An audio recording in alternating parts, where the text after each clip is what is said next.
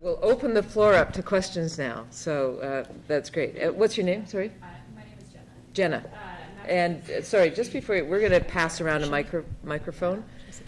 Sure, yeah, because I have a feeling that that will bring other people, will bring the whole panel into the discussion. And this afternoon, Daryl LaRue will also speak directly to the question of indigenous DNA and the ways in which it's being used to invent identities. But Jenna, please go ahead. Hi, Thank you. Wendy, UBC, is that right? Yes. I was just out at your campus in June. It's beautiful, so nice. Especially in June. Yes, it was so great. My question is, what's your experience with genetic testing and it being used as a move to innocence? So in a way to as a move to innocence, so in a way to distance ourselves from the possibilities of being racist. Yeah, Oh, that's interesting. that's a great question. Yeah. So one of the things that I found in my study, right, so I had a very diverse population of people from different racial and ethnic backgrounds who had taken these tests. And a big difference I found that I didn't have time to talk about, so thank you for asking the question, is that white respondents, and particularly people who identified as only white rather than mixed, were the most likely to change their identity. And not only were they the most likely to change their identity, but they also went into it often with a different set of attitudes and aspirations. That a lot of the time they talked about how they wanted to find something else in their ancestry than what they knew about, which was basically a mix of European. They often wanted to find something that was not European. And they wanted to find that. They wanted to find that particularly because they felt it would make them more interesting, give them a bit of color, give a bit of sort of excitement to their story. Mm-hmm. And I've actually got a quote that I didn't have time to include about a woman who, sort of talks about, well, I don't mind, a white woman who says, I don't mind finding that I have black ancestry because I can claim to be black when I want to, but it doesn't hurt me. Like, I don't have to write it down on a piece of paper and experience discrimination as a result of it. I can just share it when, I feel like sharing it and not share it at other times. And so I do think that whether people realize it or not, when white people go and take these tests because they want to find something that makes them interesting or distinctive, I think that often what that is a kind of a claim to get away from this sort of guilt of having been privileged their whole lives, as if finding a little bit of some other kind of ancestry is going to assuage that. Well, it doesn't, because they still experience the privilege. And the very fact that everybody is mixed in some way very, very far back doesn't change the privilege that they experience today. So I think it's really important for people to be aware of that and examine their motives, and to realize that that thing that makes you a little bit different does not really make you innocent. Can you just tell me your name? My name's Elizabeth. Elizabeth, thank you. Well, we'll just wait for the mic to get to you, Elizabeth. Hi, I have two quick questions. One is, did the percentage of a desired ethnicity change the likelihood that the person would adopt that or not? Or did you find, as I have, that sometimes people who have 1% Ashkenazi Jewish suddenly really only focus on that particular line? That's my first little question, then I have a second one. Oh, thank you.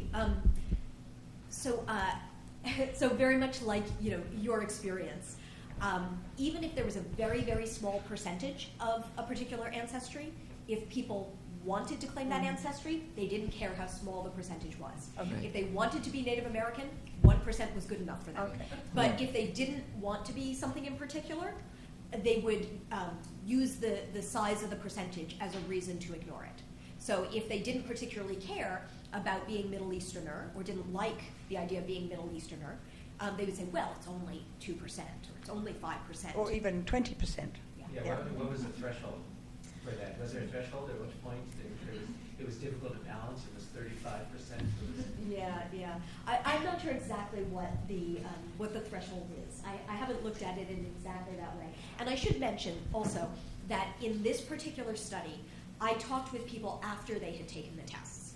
So in that project, I wasn't able to ask them ahead of time, what do you want to be? But in a second project that I've done, I did do exactly that. And so I'm looking at those results right now, and I hope to be able to answer that. Okay. My second comment is that, from what we've heard this morning, it sounds as though one should really treat any ethnicity data that you get from DNA with a huge sack of salt. I just want to add... We've done our job. Add a contrary position to that. I've been doing DNA since 2006, when they started with STRs and so on. I'm an adoptee. I have found the ethnicity data, both for myself and for other adoptees who I have helped, to be enormously helpful. So, for example, I have one adoptee who had a birth mother that was half Asian, and it was really helpful in trying to focus where that might have happened. And in fact, I think we have been able to confirm that now with regular genealogy. And the one I'm working with right now, it's turning out her father looks very much as though he is a new Canadian from Macedonia or northern Greece. And that too has been very helpful. We haven't got to the point of absolute proof at this point, but I think it's been very helpful in terms of also looking at her matches. So yes, I think you have to be careful with the ethnicity data, but I think the broad continental data and general area data is sometimes helpful as an additional clue. Perhaps we could ask Susan to answer that question. And Susan, can you use the microphone, please? Thank you. Yeah, and it's a great question. Yeah, I was Yeah. just going to chime in and ask you, what were the shared centimorgans with her matches? This is on the Macedonian one? Either one. It's 130 or something like that. Yeah, precisely. When you're dealing with that length of a shared match, then yes, your ethnicity will help, particularly with adoptees and others that have no way of knowing who their biological parents were. Because, of course, you're dealing with much bigger numbers and much bigger percentages. And in those instances, yes, they are far more accurate. It's when you get into the third, fourth, fifth cousins, which is where a lot of people are struggling to take these matches. I mean, you see people that have 3,000 matches with somebody, and most of them are in the range of 12 shared centimorgans. I mean, the ethnicity that goes into one of those results isn't going to help find that very distant ancestor. So you're right in that respect. When you're dealing with close relationships and large numbers, yes, it becomes much more accurate. But that accuracy diminishes the farther back you go. Hendrik. Only because we knew that she had her own ethnicity was in that area. That's that right. we started looking for matches. That's right. from It the will ethnicity. help to direct. It helps Yes. us direct. Yes. Yeah, you can I use just wanted to the, follow up Hendrik, and say, yeah. in terms of the DNA testing and the way we label these particular sets of results, I think it does more damage or harm than it does potentially good. So I think we need to come up with a different way of identifying those particular stretches of DNA, and therefore then link them back to a particular geographic. That's a good point. Yeah, I think that ethnicity descriptions are just potentially hugely problematic and highly sensitive, so we've got to be very careful. Wendy, go ahead. Yeah. Can I just quickly say, on the issue of adoption, Yeah. I completely recognize and acknowledge that for people who are adopted, any bit of information is so helpful. Yeah. And there's a tendency to want to read meaning into it because you don't have any information. It just becomes so much more important than for people who grew up with that kind of a narrative. So I don't want to sort of diminish the importance that has for people. What I want to echo is just the idea that it's useful in directing a search, and the search needs to be backed up with other sources of information. What I would caution is anyone saying that because they're adopted and because they didn't know who they are, that they can therefore put stock in the ethnicity estimates on their own. Yeah. Okay, so I think we are having a bit of a microphone problem. Is that right? No? We're all good? Okay. We've got 3 questions coming in from the stream, and so we'll take one of the questions from the stream, and then we'll come back to you, Karen. So one question here is, are there any suggestions by you panelists for the layperson to help read DNA? Like maybe some sources that they can look to for guidance? Or do you necessarily have to be a genealogist? Read in what in what parameters are we talking about? From what I used? gather, just making sense of results. Making sense of results. Anything and everything that they can get their hands on. There are a lot of very good, first-rate choice YouTube videos. There are professors out there that are doing YouTube videos that have gotten deeply involved in the genetic testing results and trying to point people in the right direction with them. Yeah, there's so much out there now that they'd be hard pressed not to find something very good to help them. Yeah. But, The Blaine Bettinger book. The Yes. Blaine Bettinger book, yes. Blaine- The guide Yeah. to tracing your, Yeah. your testing and genetic genealogy. Yeah, there are a number of blogs. Blaine Bettinger. Bettinger has one. There's, sorry? C.C. Moore. C.C. Moore, was it DNA Explained or Genetics Explained? So there are a lot of resources online. And when you start to go into those blogs, you see how complicated it is. DNA Explained is a Facebook page, and so there's continual discussion of results on those pages. The online resource, when you start to look at these resources online, you begin to understand how complex it is to make sense of the results. And that the simplicity of the tests that come back, and that's the problem, is that we are trying to say to people, look, the simplicity of the test results that you get are really not accurate. You have to develop an understanding of how genetics works to have any sense of really what these tests mean. And as a non-specialist, I find myself scratching my head all the time. So for consumers to expect that they can understand automatically, the results that they get from a genetic testing company, that's, I think, really where we run into these problems of kind of simplifying what the test means and reducing the test results to racial categories or to ethnic categories, or to, I'm related to my 12th cousin 5 times removed. Exactly. Sorry to exaggerate it, but Or food that's been recently done, right? You've seen those ads for Oh, food, how right. to identify it to a particular food, which is indicative of a particular culture. yeah. Right. Where were we? Kieran, and we should send a mic. Oh, you've got it. Great, thank you. Thank you. Thank you to the panel. That was fascinating. I really love that. I already had a very low opinion of genetic testing, and it's become even lower. However, a year or two ago, I saw a really interesting presentation by, I think it was Alondra Nelson. Yes. And she really gave me a very different spin on this. And I think it actually goes with the last question as well. And I think so for people who don't know her work, I think her book's called The Social Life of DNA, and she followed specifically sort of African ancestry testing, and she looked at the meaning that was created in the lives of a lot of the individuals who did the testing. So I guess for me, what was so interesting was to say that, so here's where I come with all of this. Yes, it's kind of silly, and yes, it's scientifically really not that, it doesn't hold a lot of water. And like some of you said, it also doesn't answer the questions that people actually have going into. So why do it? I'll add to that even more. Like they're for-profit companies. There's problems with privacy, which we'll talk about later. There's a lot of bad stuff. But if you then look at the kind of the lives and the meaning that people have created in their lives using some of these things, is that all bad? And in particular, if we look at identity, I think in my own work, I think it. Like a big battle is always to say genetics has nothing to do with identity. Personhood has nothing to do with biology, really. Personhood is something much richer and created in so many different ways. And meaning is so fluid and so diverse in how we create meaning. If ancestral testing is a vehicle for creating meaning that leads to powerful and interesting transformations, is it all bad? All right. Daryl wants to actually answer that question. Perhaps we can.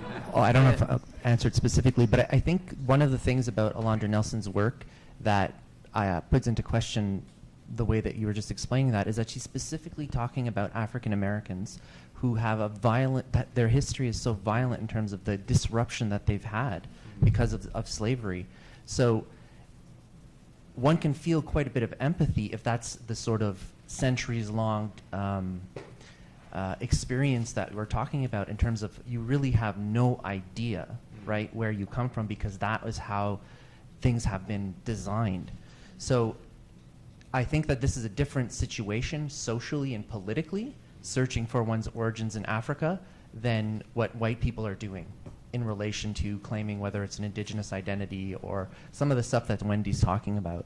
So I think that there's a danger in taking Alondra Nelson's work and then saying it applies to everyone who's looking for their ancestral origins, because I think that there's something quite different about African Americans wanting to reconstruct an identity and saying, oh, I'm associated with some people in Cameroon or some people in Togo, than what's happening in the cases that we're looking at. So I just wanted to point that out. Yeah, well, I think just briefly, one of the things we haven't talked about is the role of traumatic breaks in people's investments in genealogy and genetics. And it's absolutely true that the two sort of biggest special interest groups are Jews and African Americans, because that's where the biggest traumatic breaks have happened historically. So motivation, we do actually have to really consider motivations when we're thinking about how to, and adoptees, that would be the third group, actually.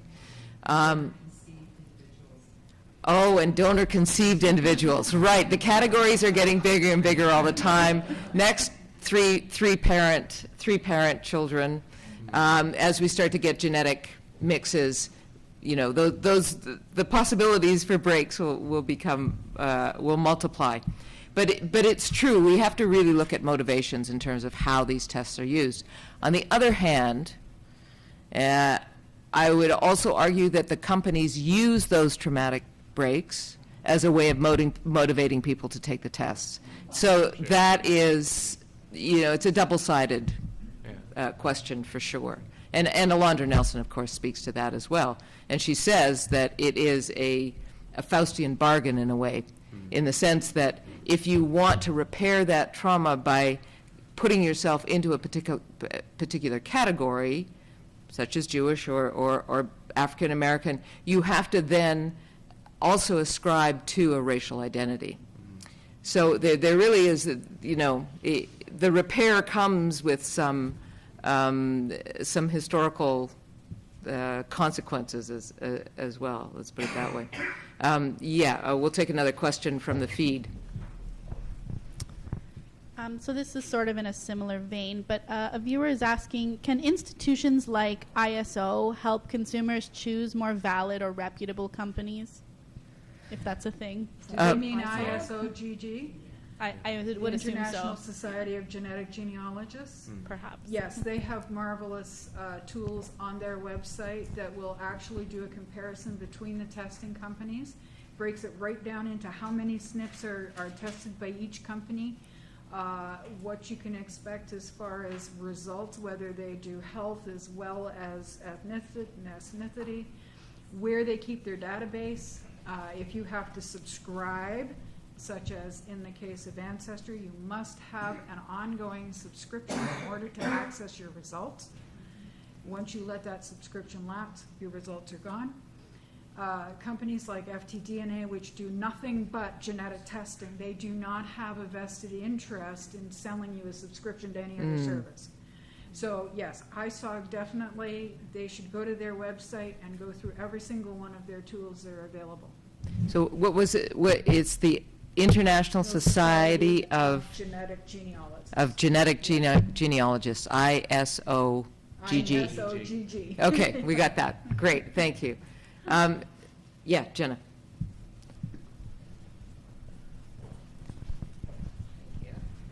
So my follow-up question for back there, I'm not too sure, the two gentlemen back there as well through the panel, is then genetic testing a continuation of colonization and the project of that, in the sense for white people to lay claim to these, I'm throwing this in quotation, oppressed and marginalized groups? Or is it also, maybe at the same time, a result of colonization in that we're searching for a place of home? Hmm? I have an answer to that, but but I'm not going to offer it. Who'd like to answer that question? Well, I mean, certainly there's been a lot of talk in anthropological genetics about whether or not this is a type of biocolonialism once again, right? And Is that, sorry. Russ, okay? Yeah, oh, good. Sorry to interrupt. Yeah, go ahead. I mean, it's a really interesting question. It's an interesting point, and obviously it's going to take a lot more debate over many different people to come to a conclusion about it. I mean, in my sense, there is a sense of that in the way that we define populations. And again, it goes into what Wendy and I tried to illustrate, was that the descriptions of these populations are based on certain descriptions that we decide to go out and assume. And so, but by doing that, are we, again, engaging in a form of colonialism that then describes a certain set of populations in a certain way, and then we have tests from the public that then are ascribed to a particular point in place. And so I think there is a bit of a sense of that. It depends really on, again, the questions that people go into asking that, knowing what those databases say, and the limitations of the power of those databases. Yeah, I think it's a really interesting question. Thank you for asking it, and thank you for pushing us to think about it a little bit. I mean, to the extent that this is an industry that has developed in this particular moment in time and context, it's impossible to separate it from the history that came before. Yeah. And so certainly there are elements of colonialism that are tied up in this industry. You can't escape that. It's very much tied up in the history of migrations and how people search for, a place of belonging regardless. So, part of the issue is not only that these, I love the term you use, these traumatic breaks, right? So there's partly the traumatic breaks, but there's also the experience for many people of losing touch with your past. And, for many people will talk about how they want to take these tests because they know that they're from a sort of a broad general geographic region, but they don't know more than that. And so people are looking for a place of home. But, where does that sort of desire for belonging come from? It's going to vary very much based on, the social identity and location of the person who's doing the looking, whether that, migration was something that was willing and was a positive experience, or whether that location was, that movement was forced and harmful and caused a disruptive break. Those are going to be very different experiences for people who are taking these tests. And so it's not, I don't think you can sort of say, you can reduce it simply to genetic testing bad or genetic testing good. There are good things that come out of this experience. And so I'm not one of the people who says nobody should take a test. I took a test and I reconnected with my father's long-lost first cousin, so there's some amazing experiences that come out of it, but there are also these downsides. And I also like the idea of the Faustian Bargain. People need to go into this with their eyes open. And to recognize that there is both a history behind this that it builds on and it plays into.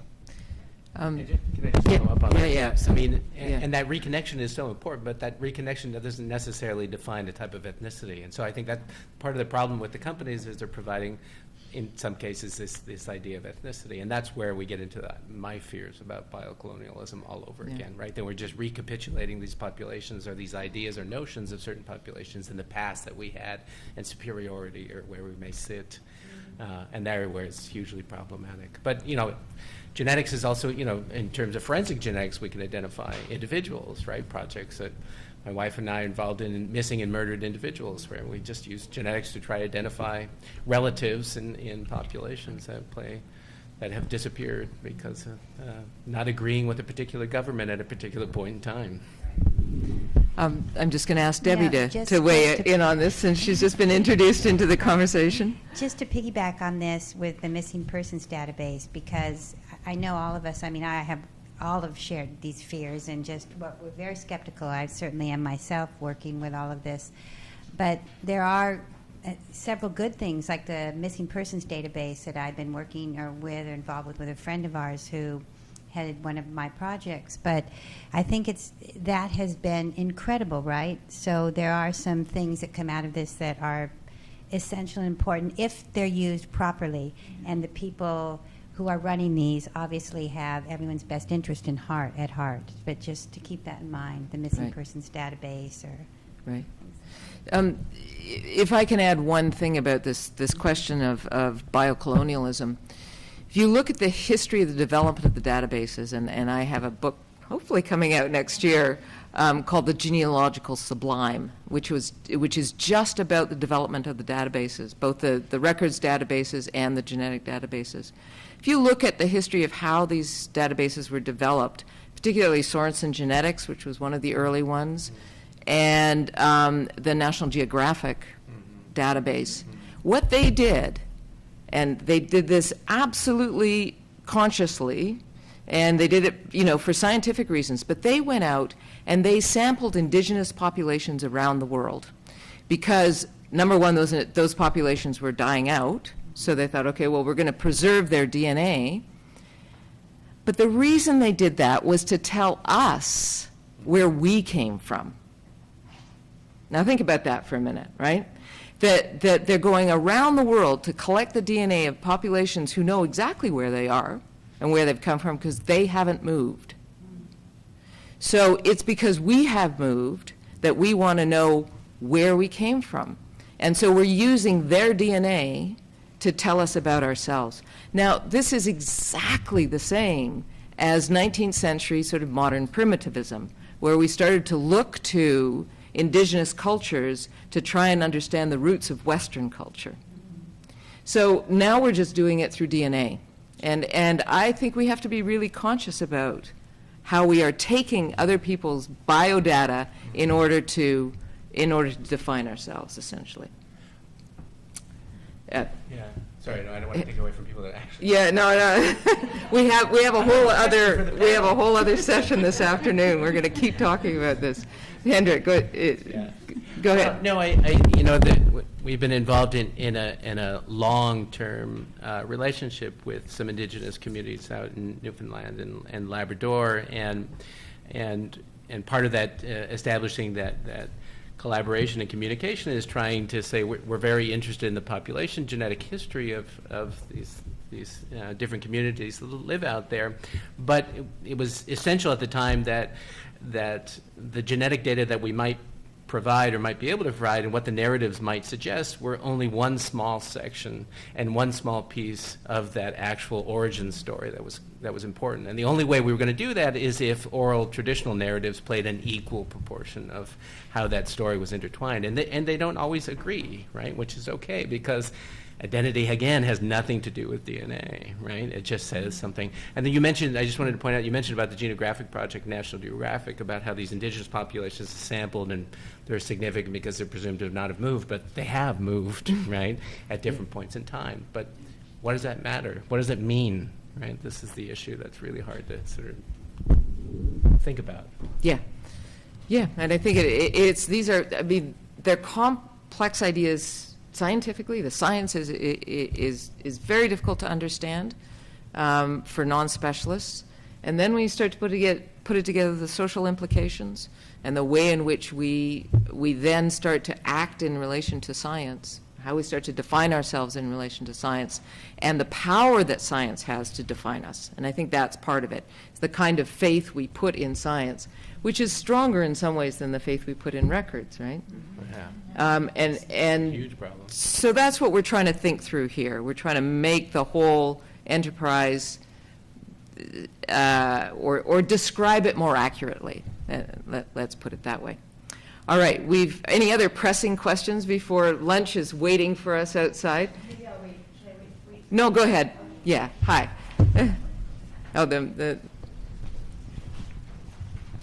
Hi, Janice. Thank you. Hi. I'm just really intrigued by all of this, so thank you so much, Julia, and thank you, all of you. I'm interested in how, two things. One is how it is that our longing and desire for this past that has been stimulated in part by the development in genetics is a compensation for our anxiety about the future, and how this long look back is a compensation in some ways.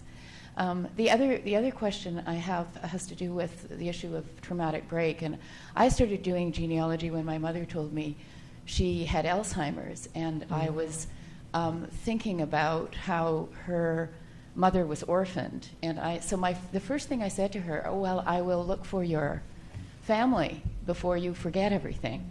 And it was that kind of very sorrowful compensation and a supplement, really, for my own anxiety about my potential forgetting, a disease forgetting. So I do think that this issue around dementia and Alzheimer's and health and memory may also play into some of our longing and desire for these connections and relations.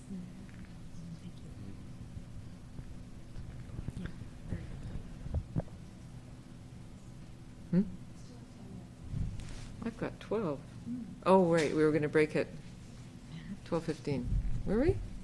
Or 12? Oh, okay. We still have 10 minutes, so yes. Could I Yeah, absolutely, yeah. Thank you for raising that. A really interesting point. I just want to throw out there that, despite what I've said about many of the people that I spoke with and how many of the white respondents were sort of, looking for something to make them more interesting, I do think there's perhaps a difference between people who buy these tests because they just want to know their ethnicity or race versus people who take these tests because they're doing genealogical research and they think that the test can help advance that larger project that they're going to back up with other sources of evidence. And I would sort of speculate that what you described about people wanting to find a past because of anxiety about the future could perhaps be the person who is buying a test just to find out their race or ethnicity, right? We know that there are a large number, well, I don't know how large, but there are a number of people who are very active in white nationalist discussion groups who take these tests in order to prove that they are, pure European. And so that is clearly a kind of an anxiety, a racial anxiety about the future that is motivating this kind of test. But then, there are many people who have been involved in genealogy for a long time, going back, to early years when it wasn't necessarily about anxiety for the future. It was motivated by other things. And then the testing came along, and people saw that, this could be a tool. And so, maybe it's important to just kind of distinguish those paths and recognize that they can both be going on. Oh, all right, go ahead. You'd like to respond to this? Yeah. They can just come in. Sorry. To add to what you were talking about, my drive to doing this was not about Alzheimer's, although I have enough in my family about that. A lot of it was because my grandparents had died so early and I had missed to hear the stories. I stayed connected to large families on both sides of my mother's and father's, made sure I got to know the first cousins, second cousins, et cetera, et cetera. I'm the one that has all the history now. Everybody else is gone. But what drove me was I found out my grandfather was a British child migrant, and he had never shared that, one of the British home child. He'd never shared that with anybody. So for many of us that follow the British child migrants, and there's a Quebec group, there's another group from Saskatchewan, and that's how I was able to find the history of my family. It wasn't so much was I British, was I Irish or Italian or whatever, by having the paperwork these last 10, 15 years and then doing the DNA, there was no big surprises, but it was about where did they come from, what happened to them, why did they end up here? And so I would hope that that's why many people would do this, not to find out if they're part of a white class or whatever. I live on both sides of the border, and I found, Wendy, a lot of the comments from your people sounded very American. You know, for an American Italian to say, ooh, a Sicilian Italian to say, I'm Italian, I'm Sicilian, and I have no Greek or North African, I just shake my head. But yeah, there was too much American in those answers. Let me respond to that. So the paper that I cited looked at just the American interviews. I also did interview with Canadians. Not as many, so I don't feel like I'm as confident to be able to make, claims. But of the interviews that I did with Canadians, I found very much the same patterns. Yeah. All right, I think unless there are any other pressing questions, I think the most pressing thing is, oh, Susan, please do respond. I would just like to add sort of a comment to what you have just said, and also to sort of address Kieran's back there. In strict genealogical work, which I have been doing for a long time, long before the DNA testing went public, shall we say, I was one of the early testers with Sorensen, had the mitochondrial done way back in 2000. So I was first to the gate with that, and then had the autosomal done about 3-4 years ago. But in the genealogical world, before the DNA testing came along, we had a range of motivations. Some where I just want to know where we came from. I just want to know if we're really British, if we are really French. You know, we've had these stories about people coming from South America. Just want to check that out. And I've had other people with motivations as succinct as an elderly fellow came into the center one day and he said, I'm not going to be here long, and I have never known my grandfather. I want to find my grandfather. So we found him. And to carry on with Kieran's, I also did upwards of 300 native Métis claims for people. And again, this was prior to the DNA testing. We had to be sure that we found those native ancestors. Now, the Métis group would take them as far back as 12 or 15 generations, which is where most of them were. Wow. Many of the people that came to me, yes, indeed wanted their native card, but they also wanted to be able to prove that they did have native ancestry, that they could identify a native ancestor. Why had they been going to the native center all those years? And indeed, when you identify with an ethnicity, such as the Métis, you have to prove that you have been involved with their community before the Métis branch would even grant you a status card. So yeah, I've seen a lot from both sides as far as actually having to use the genealogy to go through and prove a distant ancestry for multiple reasons. But you raised a very good philosophical point. Yeah. Can I have the last question then?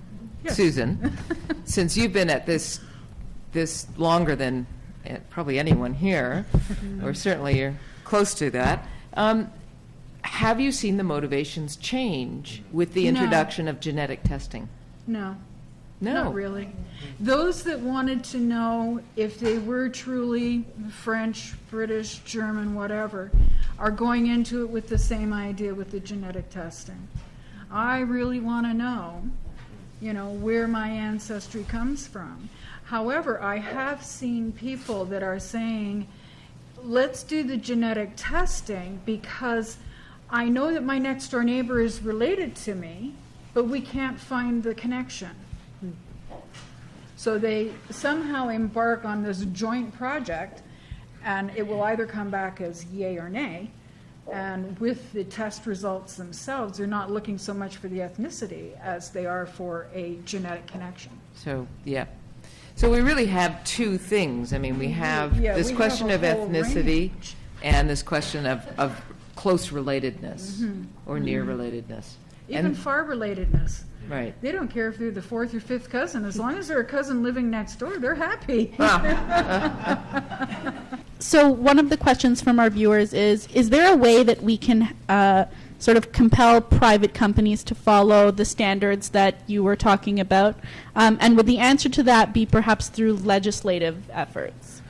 So the standards of the research.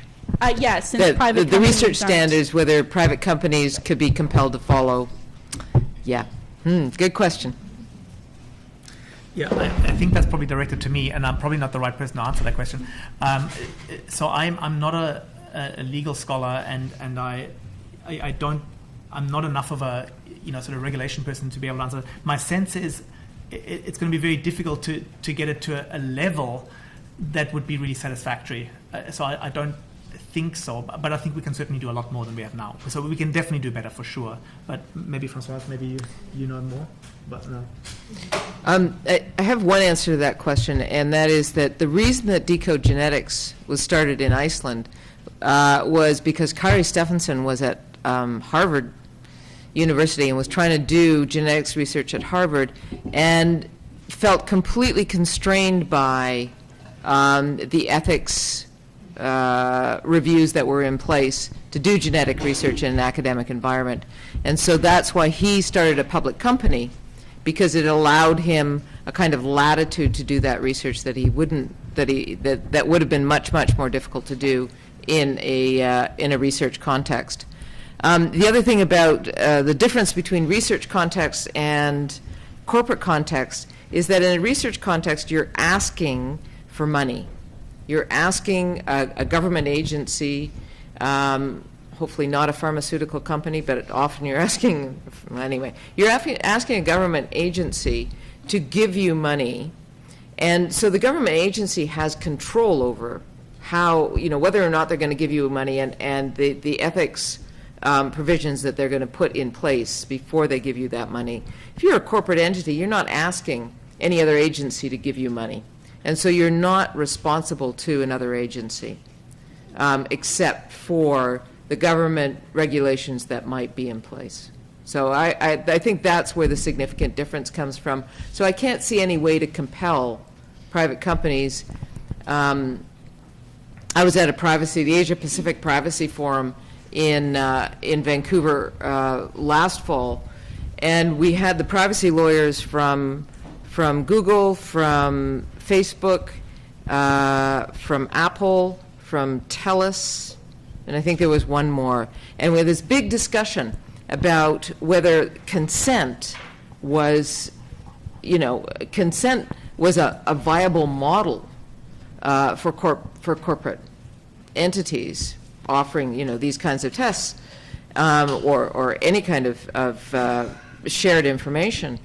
And the privacy commissioners, who were all there, were saying you can't give up on the notion of consent, and the companies were saying, but it doesn't really work for us, because there's no way that we can ask for consent in all of the ways that we're going to end up using that information. So I think that's the difference. It really is a kind of public versus corporate difference with respect to consent that leaves us in this place with this huge gap.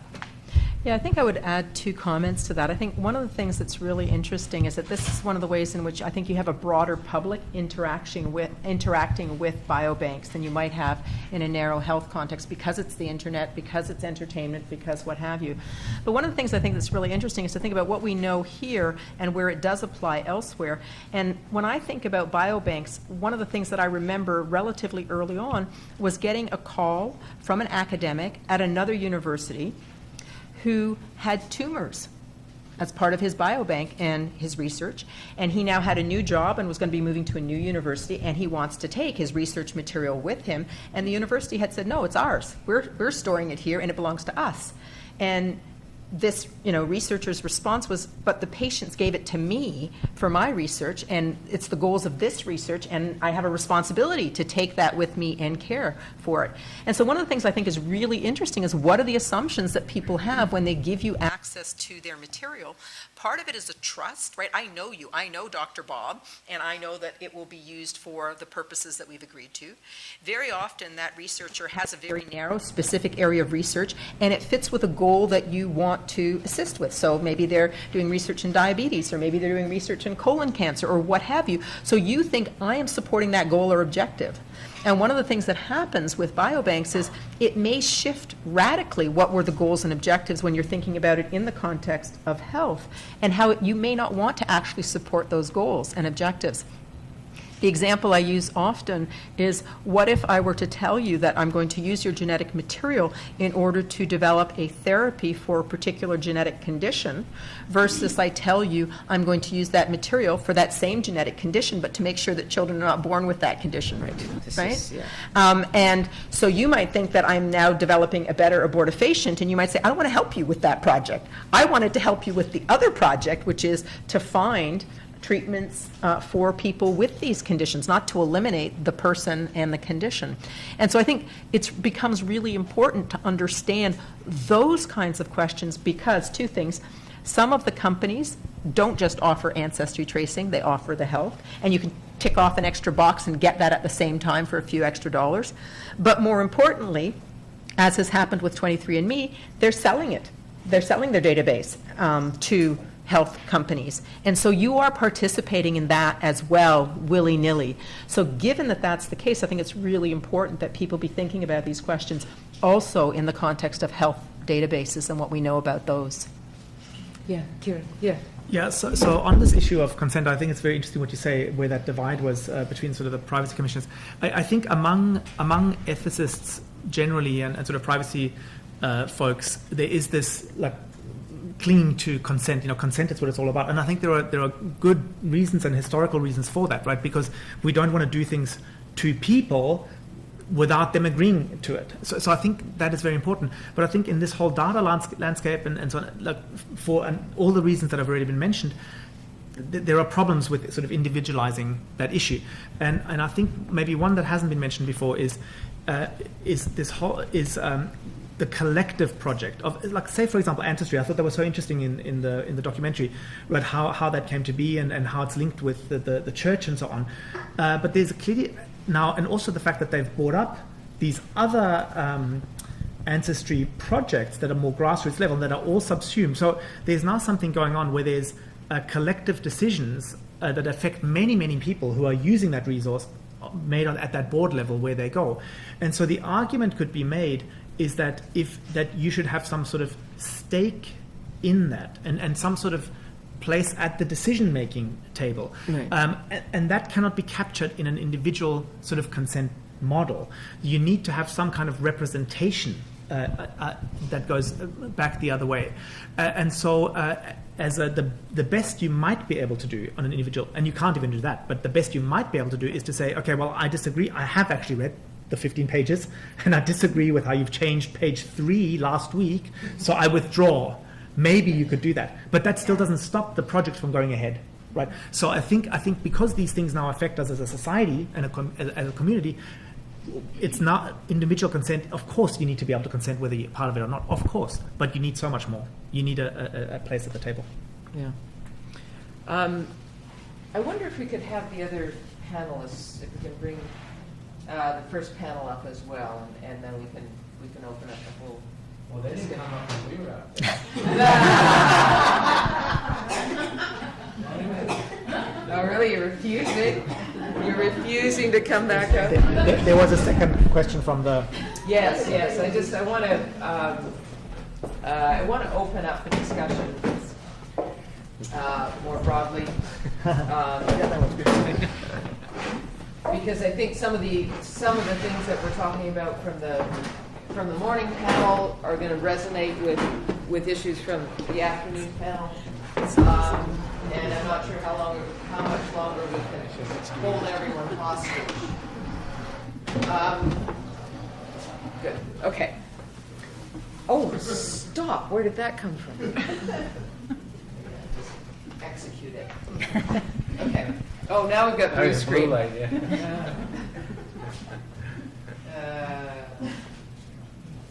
How's that? Yes. Okay. No more blue light.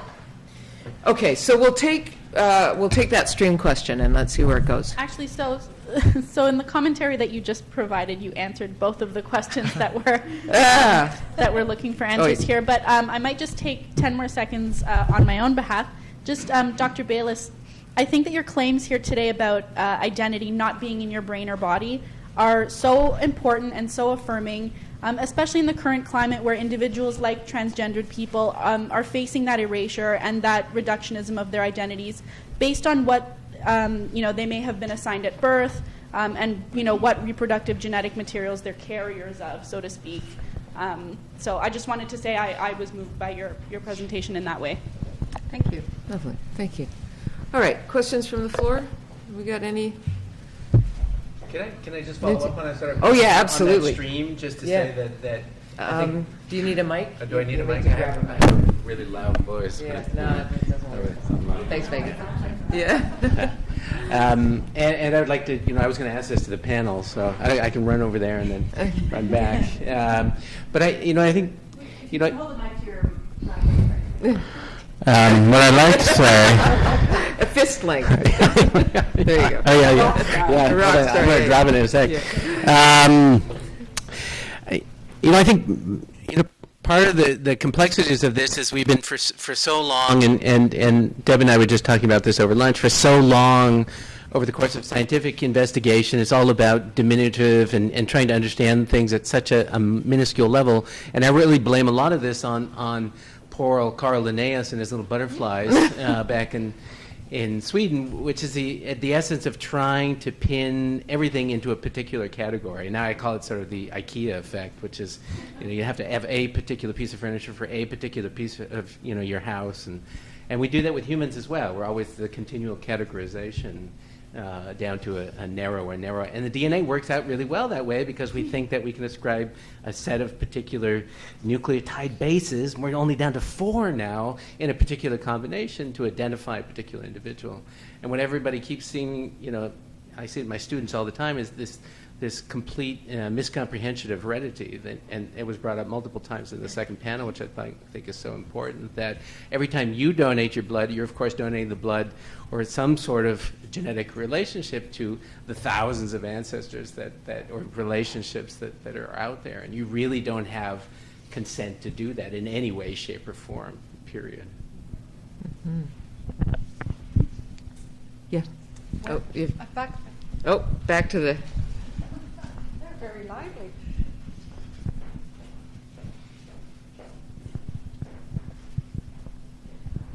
Thank you. So a question from a viewer.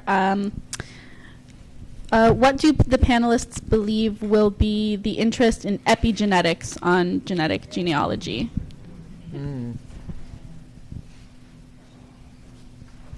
Can we have a definition of epigenetics to start with?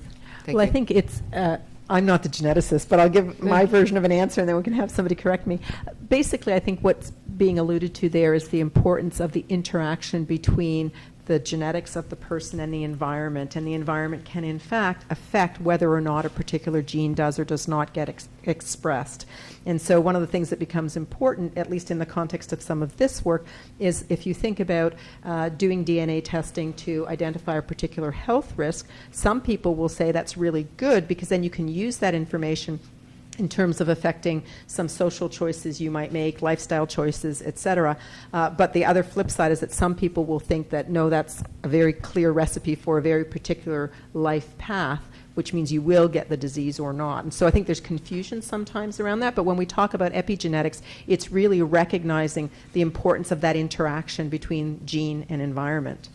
The main reason that I took the microphone was to say one of the things I find very interesting about epigenetics is the discord between what we know and what we don't know. So when I say we, I'll just make the assumption that there's a broad understanding of that there's some kind of interaction between the environment and the gene. So most people know that. They may know it at different levels of sophistication, but they do understand that there is this interaction.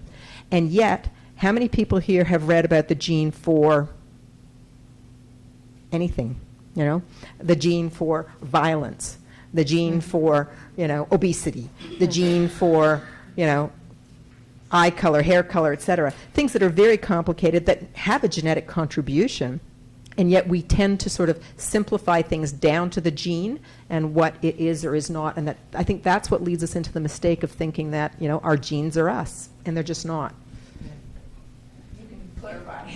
No, I just wanted to 2 points to add on to that great explanation. One is those methylation patterns, which are the epigenetics, which are just little pieces of methyl groups that sit on the outside of your DNA, which come from that interaction in the environment, is heritable itself, right? So you can pass on those experiences. inheritable way, which has a whole other sets of interesting meaning. And of course, the people that, the students and everybody that we talk to seems to forget that how you interact and how you respond to the environment is actually only controlled by a minuscule amount of those genes, and most of that is environmental, right? And the ratios that people talk about today are somewhere on the order of sort of 70 to 30% environment and genetics, right?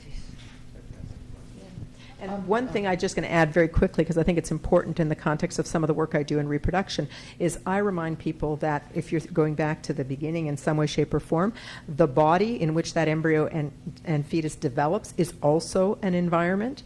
And one of the things that I think often gets forgotten is what's happening in the context of that environment. So, for example, when I think about practices involving surrogacy, and things like that, I try to say, you're having a baby in a starved body.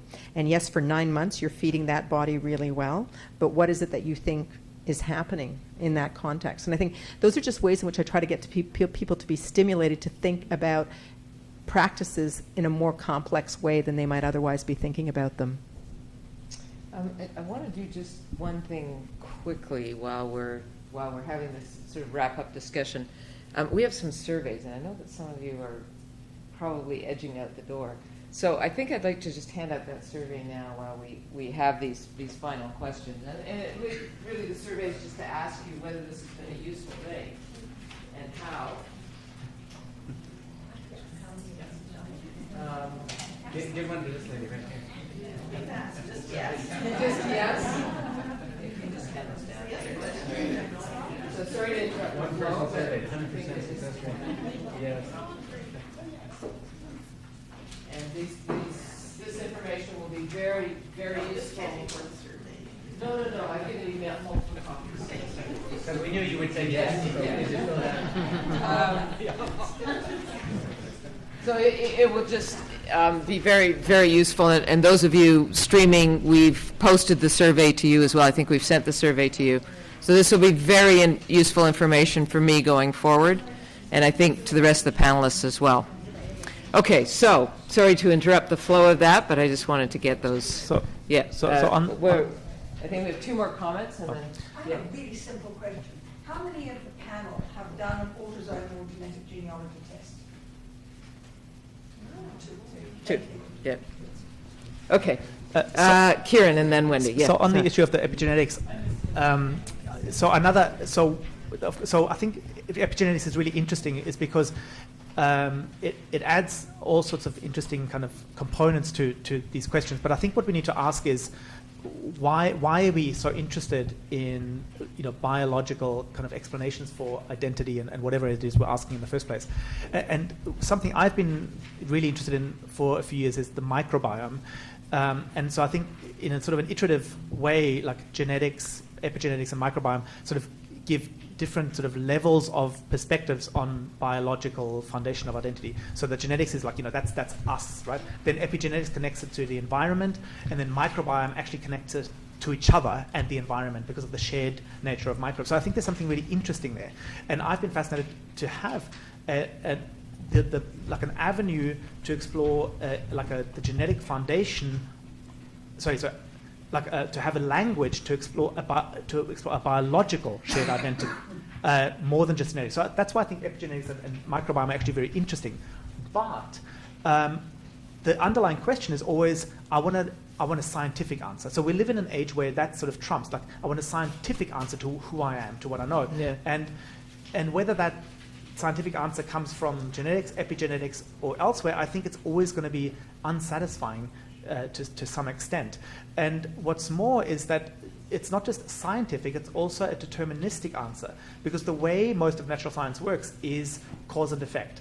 So even if it's not biological, even in sort of psychological accounts, it's like, oh, I had this occur in my childhood, that's why I am like this now, that's why I have this problem. And I think this way of asking questions removes all human agency from identity. Because it's always something external. Well, you could argue that genes are internal, but internal beyond my control. So external in that sense, external to my voluntary control. So I think the epigenetic question is really interesting, but I think ultimately we have to move away from biologic determinism in understanding who we are. Thanks. I wanted to sort of add some additional information to the comment that Francois, you raised about this sort of idea that these tests might sort of reify race, right? They might make more people think in essentialist ways about race, that race is genetic, or that race is sort of located within us. So I wasn't able to fit it into the talk that I gave today, but I'm doing this new project, which is actually an experimental study where we interview people before and after and also have a control group. And one of the things that I'm looking at is, does taking genetic ancestry tests make people come to think of race in more essentialist ways than they did before? Yeah. And we've got some really interesting findings that I think is so important for anyone who's thinking about taking these tests, that I just wanted to share it, even though it hasn't been published yet. So, hopefully it will be soon. So here's what we found. What makes a huge difference is not just taking the test, but it's your knowledge of genetics when you take the tests. So that if you have a very low understanding of genetics before you take the test, it actually increases your belief in racial essentialism.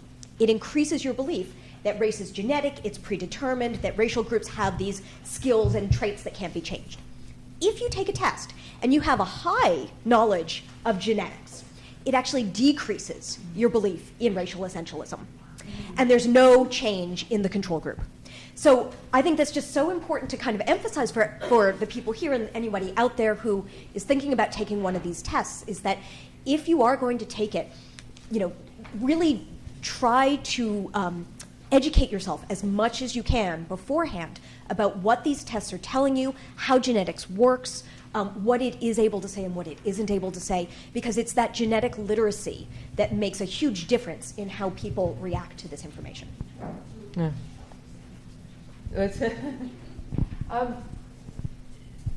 I want to come back to this question of motivations, though. I mean, Daryl, I was fascinated by your talk. Why? That's the thing that kept coming up for me. Is why do all of these, why does this lineage now, that these, how many thousands of people have been descended from this one woman, and why recast her?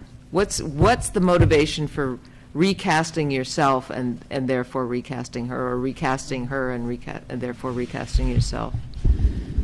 So if we look at, actually, this is just like a one way to get to answer your question. If we look at French descendant genealogies and the sort of work in historical demography that exists in Quebec, the estimates are that about 50 to 75% of French descendants have an Indigenous ancestor, almost always from the 1600s, the same handful of women. That would be about 8 million people today. So if every single one of us, and I have 3 Indigenous ancestors from the 1600s, 2 from the early 1700s, from the genealogy I did, if every single one of us who had that ancestry now said we were Indigenous, and we can get to why in a second, why people might want to do that, then that would radically change how we understand indigeneity, right? And it would specifically put into question the distinct political regimes and rights that Indigenous peoples have been claiming, right? So that would completely destroy that. If all of a sudden the government would be like, yeah, anyone with an ancestor is Indigenous, which also goes completely against how Indigenous peoples themselves define who's Indigenous. And that's what Kim Tallbear's work on Native American DNA is very clear about, that there are completely different ways of defining, and we've talked about this differently, like Francoise talked about it in terms of relational identity. I think Wendy talked about it in a different way as well in terms of her interview participants. But what makes us who we are in terms of our social identity isn't just having an ancestor in the 1600s or having 10 ancestors in the 1600s. It's something about who we are today and the relationships that we have that are often, at least in terms of the literature in Indigenous studies by Indigenous scholars, revolves around maintaining kinship relationships. Mm-hmm. Now, it gets complicated because there are all these ways that Canada and Canadians have put huge amounts of effort of breaking those kinship relationships for Indigenous people. That's Well, essentially what we did. Right. We want you to no longer be associated with your parents, with your grandparents, with their language. Literally, we're taking you from their homes so that you never get to know them. Right? That's been central to what it means to be Canadian, is to separate Indigenous peoples in that way, in all kinds of different sort of practices. So obviously that means that there are all kinds of people today who are trying to overcome that. So it's complicated by that. Now, if it wasn't for that, it would be more straightforward and be like, well, why are all these people doing this? If I were to do that, so someone who doesn't have a history of any relations in any side of my family with Indigenous people, but there are these stories, just like there are in most French-Canadian stories of indigeneity or of something related to the past, which can just be about saying we're more Indigenous than the British, right? Because that's always been a very important political claim that French descendants have made.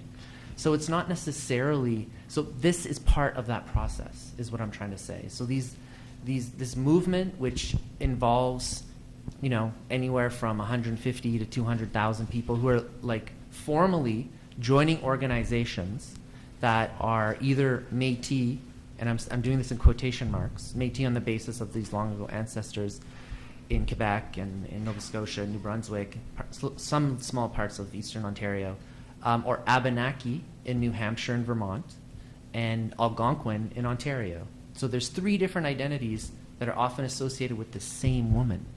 Jeez. In the That's 1600s. extraordinary. And one of these women who comes up the most often in all the genealogy forums by far, she has likely 800,000 descendants today, right?